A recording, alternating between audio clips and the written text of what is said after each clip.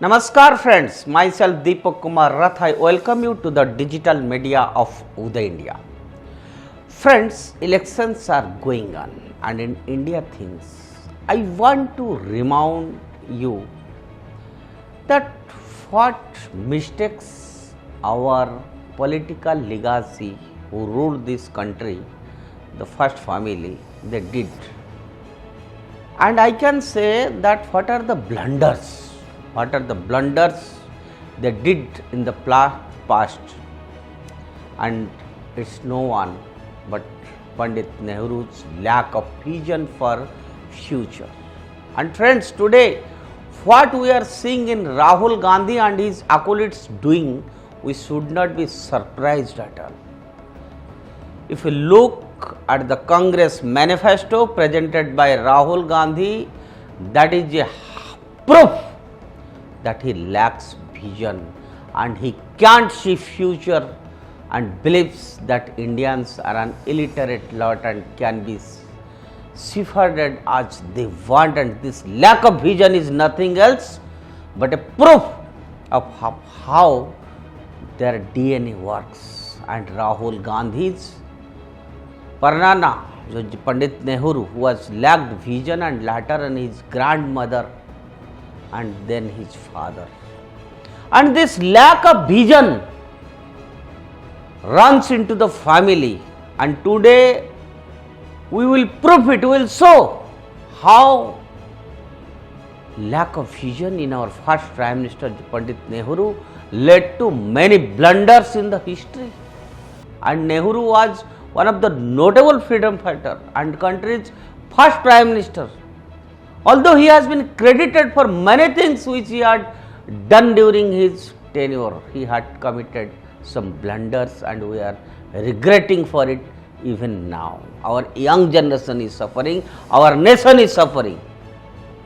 Friends, you all know, Bharat was offered permanent United Nations Security Council seat by United States of America in 1950 and USSR in 1955. But Pandit Nehru rejected, saying China should be the member first. I won't go into the details of what followed with this offer and why Bharat asked China to be a member, but it was Nehru's mistake, not mistake, but it was a blunder that he trusted China. And they backstabbed him by waging a war with Bharat. And another mistake was him rejecting US offer when John F. Kennedy, the then US president, had offered to help Bharat in developing nuclear weapons much before China. Because of China attack on Tibet, US thought that there were Chinese dominance in Asia and had hence offered Bharat help so that it could always counter China. But Nehru refused, saying Bharat was not interested in nuclear weapons and wanted to remain peaceful. Remaining peaceful was not an issue, but we could have prepared ourselves for any future contingency having weapons. There was no issue, but having a different capacity, at least. Had he taken US support that time, China would have never dared 1962, and also Pakistan would have shuddered before attacking in 1965 and 1971. But unfortunately, he lacked such vision. Friends, when we are criticizing someone, that to our first Prime Minister, we are not criticizing like that only. We are giving you, we are proving here how blunders we have done, and they have done it, and how the country is facing problems. The socialism policy adopted by him was the worst. If the people then were educated as today and had access to social media as today, Pandit Nehru would have tasted worst defeat in 1956 elections. He was against private sector. There were no exports. Our growth rate averaged 3.5%. While even Pakistan, Sri Lanka, Bangladesh, Africa, backward countries were growing at a faster rate of 5.2%. And the growth rate was marked as Hindu growth rate, international. And I must thank to our former Prime Minister P.V. Narasimha Rao that in 1991 for LPG liberalization, privatization and globalization measures that changed the fortunes of Bharat. Friends, a few days ago, I had told you how Congress governments have not cared for India's national interests and have only worked for self-interest. Its leaders from Pandit Nehru to Rahul Gandhi, everyone who has believed that Bharat is their cash cow and has milked it from time to time. And today we are again bringing few historical blunders that you were never told before, and no media house will tell you. It was our first Prime Minister Pandit Nehru who did blunder which no one has told you. Before Kachatibu, there was Bengal's Berubari, which Nehru as usual wanted to gift it to most forward nation. You know who is that? That is Pakistan. Yes, Pakistan, you have heard correctly. Berubari is still in Bharat because of one of Chief Minister of Bengal then. And before Kachatibu, that was recognized by Indira Jahangir Gandhi as Sri Lankan territory in 1974. And there was another boundary agreement that almost went through. And this time to transfer territory to Pakistan under the then Prime Minister Pandit Nehru, just like entire POK. And I must tell you here that in late 1950, Nehru wanted to transfer Berubari in West Bengal to restful East Pakistan, now Bangladesh, saying it's disputary territory. The Chief Minister of West Bengal, Bidhan Chandra Rai, opposed this move and argued that Berubari was integral part of West Bengal and Bharat. And now let me tell you, Berubari is a small portion of West Bengal's district, Jalpaiguri, you all know that, and comprising area of 9 square miles and had 12,000 residents in 1950s. And Nehru and Firoz Khan entered into a Nehru-Noon agreement where Nehru agreed to give Berubari to Pakistan for no reason.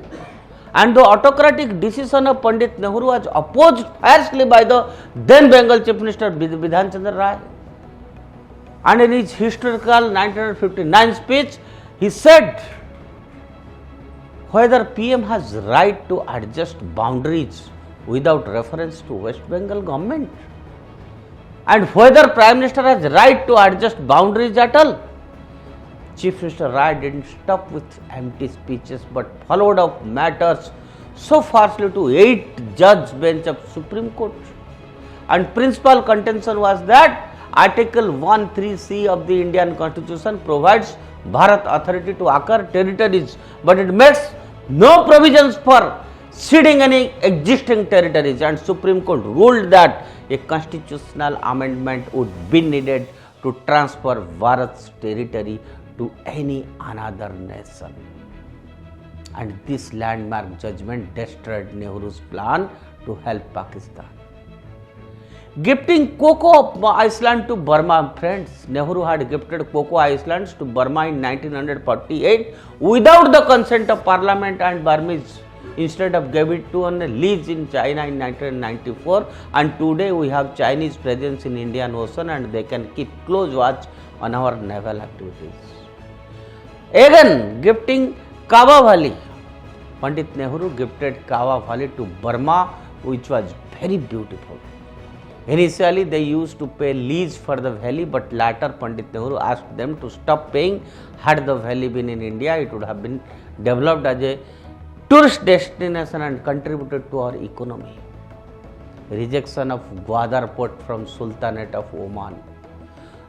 The Sultanate of Oman had offered Bharat to buy Gwadar port for $1 million, but Pandit Nehru rejected it.